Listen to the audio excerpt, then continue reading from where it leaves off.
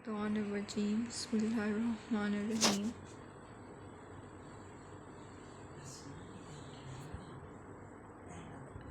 Introduction to bioenergetics में सबसे पहले हम इसका इंट्रोडक्शन देखेंगे, फिर फ्री एनर्जी का कंसेप्ट, बायोएनर्जेटिक्स का प्रिंसिपल, गिब्स फ्री एनर्जी क्या है, एंथैल्पी, एंट्रोपी और रिलेशनशिप क्या है फ्री एनर्जी, एंथैल्पी और एंट्रोपी में।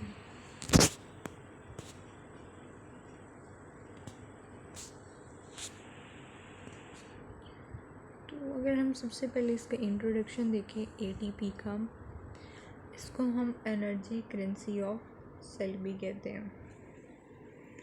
एनर्जी करेंसी ऑफ सेल क्यों कहते हैं? क्योंकि ये जब हमारी बॉडी को नीड होती है एनर्जी की, तो ये हमारी बॉडी में एनर्जी को प्रोवाइड करते हैं। कैटाबॉलिकली ग्लूकोज को तोड़ते हैं, उसके रिज़ल्ट में एनर्जी रिड्यूस होती है, जिससे एटीपी प्रोड्यूस होती है और उस एटीपी को हम यूज़ करते हैं for the different purposes for our work. ठीक है, एटीपी को सिंथेसाइज भी करते हैं हम और एटीपी को ब्रेक डाउन भी करते हैं, और इस रेशो को कि जब एटीपी में कन्वर्ट हो रही होती है, इसको हम energy charge of the cell भी कहते हैं।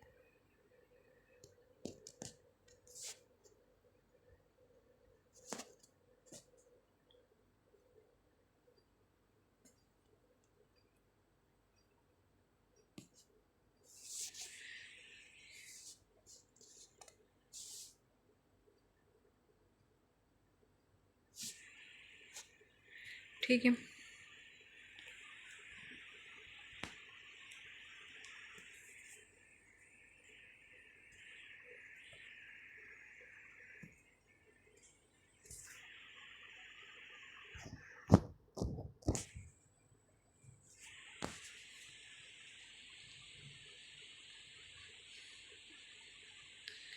अगर सेल में मोर एटीपी हैं एडीपी से, तो इस केस में हम कहते हैं कि जो सेल है वो यूज़ करेगा एटीपी को। ठीक है, लेकिन अगर एटीपी कम है एडीपी से, तो फिर जो सेल है वो डेफिनेट सी बात है वो उसको इन एटीपी को इस्तेमाल में लाएगा। फ्री एनर्जी क्या होती है? कोई भी एनर्जी जो काम करने के लिए अवेलेबल हो, the free energy to do work is called free energy. The reaction can occur spontaneously if they are accompanied by decrease in free energy. ये आपने याद रखना है कि एक्सोथर्मिक और एंडोथर्मिक का आगे हम कंसेप्ट पढ़ेंगे, उसमें आपको ये क्लियर हो जाएगा। फर्स्ट लॉ ऑफ थर्मोडाइनमिक्स ये कहता था कि energy can neither be created nor destroyed but only transform it's transform in one state to another. ठीक है, एनर्जी को कभी भी क्रिएट नहीं किया जा सकता, डिस्ट्रॉय नहीं किया सकता, बल्कि ये एक स्टेट से दूसरी स्टेट में ट्रांसफॉर्म होती है। सेकंड लॉ ऑफ थर्मोडाइनमिक्स ये है कि जो रिएक्शन हो रहे हैं यूनिवर्स के अंदर, आइदर एंडोथर्मिक और एक्सोथर्मिक, उसके नतीजे में माहौल में रैंडमनेस पैदा हो रही है, डिसऑर्डर पैदा हो रहा है, बेतरतीबी पैदा हो रही है, जिसको हम सेकंड लॉ ऑफ थर्मोडाइनमिक्स कहते हैं। अगर डेल्टा एच नेगेटिव है तो ये एक्सर्गोनिक है। आपको पता है कि डेल्टा एच डेल्टा जी हमेशा एक्सोथर्मिक होता है, इसका मतलब एनर्जी रिलीजिंग प्रोसेस है, कैटाबॉलिक प्रोसेस है। और अगर डेल्टा जी पॉजिटिव है तो ये एंडरगोनिक प्रोसेस है। इट मीन्स कि एनर्जी इसमें यूटिलाइज होगी, यूज्ड होगी, रिलीज़ नहीं होगी। अगर डेल्टा जी इक्वल है ज़ीरो के तो रिएक्शन आगे और बैकवर्ड मूव नहीं करेगा बल्कि इक्विलिब्रियम स्टेट में रहेगा। एंथैल्पी जो है क्या होता है कि is amount of heat energy transferred under constant pressure. किसी भी रिएक्शन में जो अमाउंट ऑफ हीट होती है चाहे वो एब्जॉर्ब हो रही है या इमिटेड हो रही है, किसी भी प्रोसेस के अंदर जो हीट एनर्जी है चाहे वो ट्रांसफॉर्म हो रही है, एब्जॉर्ब हो रही है, इमिट हो रही है, कांस्टेंट प्रेशर के अंदर जो हीट है उसको हम इंथैल्पी कहते हैं। इंथैल्पी को हम किससे शो करते हैं? डेल्टा एच से। अगर तो ये माइनस है तो इसका मतलब है कि एनर्जी रिलीज़ हो रही है, अगर ये पॉजिटिव है तो एनर्जी यूटिलाइज हो रही है। एंट्रोपी मैंने आपको बताया कि degree of randomness and disorderness of the system और यूनिवर्स इज कॉल्ड एंट्रोपी। अच्छा, ये बहुत इंपॉर्टेंट इक्वेशन है, आपने इसके रिलेशनशिप को समझना है।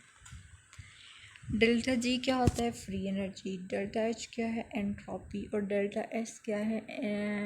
डेल्टा एच सॉरी एंथैल्पी, और डेल्टा एस यहाँ पे हो जाएगा एंट्रोपी। तो फ्री एनर्जी हमेशा एंथैल्पी में से जब हम रैंडमनेस को माइनस कर देते हैं तो डेल्टा फ्री एनर्जी उसके बराबर होती है। ये अपने क्वेश्चन को याद रखना है, एमसीक्यूज़ में आ सकता है बायोकेमिस्ट्री के। रिडॉक्स पोटेंशियल अगर आप इसको नहीं भी करेंगे तो ऐसे इसका कोई नहीं, इस तरह आपकी बुक में नहीं है, आपके सिलेबस का पार्ट नहीं है ये, ठीक है। बस इसमें आपने ये देखना है कि इसमें इसका ये वैल्यू है, मैथमेटिकल वैल्यू ऐसे बायो के स्टूडेंट्स के लिए इतनी इम्पॉर्टेंट नहीं है।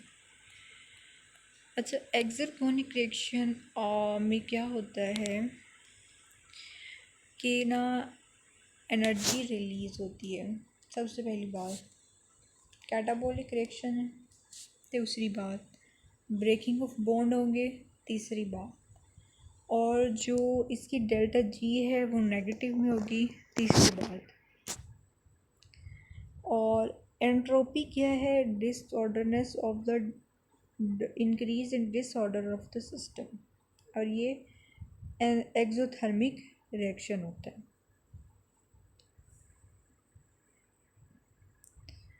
एंडरगोनिक आपने बताया कि इसमें उसमें रिलीज़ हो रही थी एनर्जी, इसमें एनर्जी रिक्वायर है, ठीक है।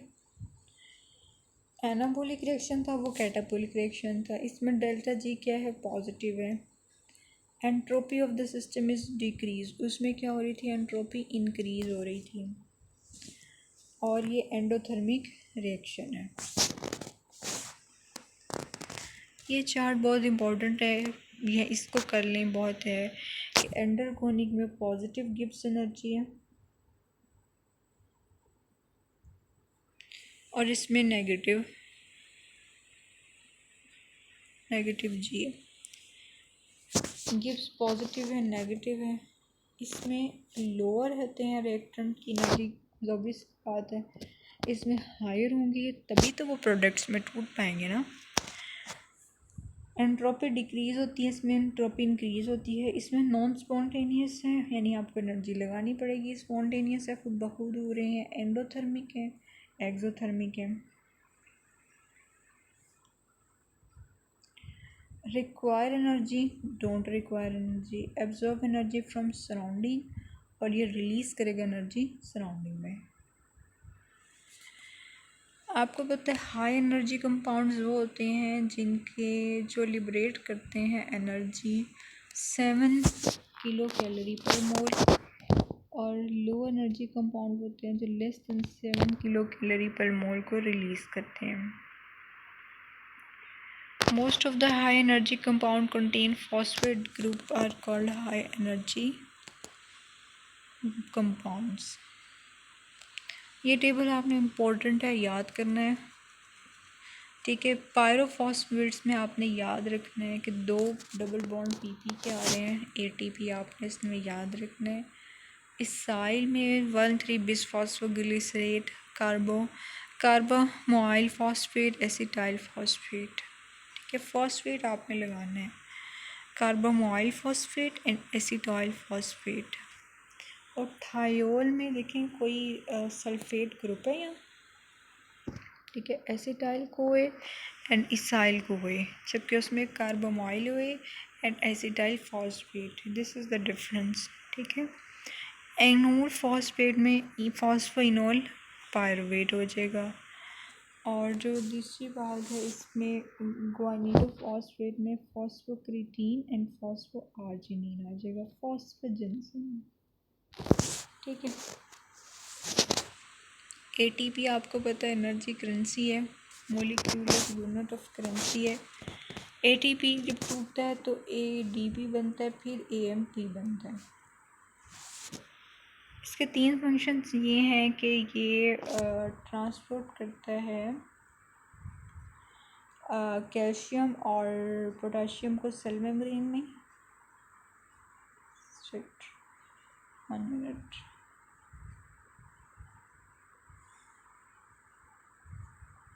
प्रोटीन और कोलेस्ट्रॉल को सिंथेसाइज करता है और मसल कॉन्ट्रैक्शन में हेल्प करता है। एटीपी होगी तो मसल कॉन्ट्रैक्शन होगी ना, एनर्जी स्लाइडिंग फिलामेंट मॉडल।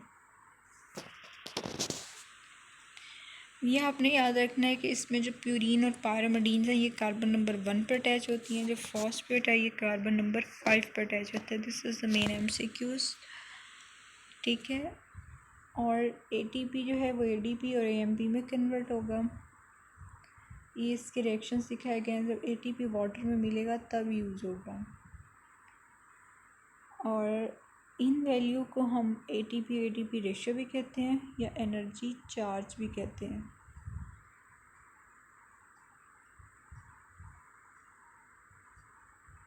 ये मैंने अभी पिछले स्लाइड में बताया एटीपी की आपको इंट्रोडक्शन।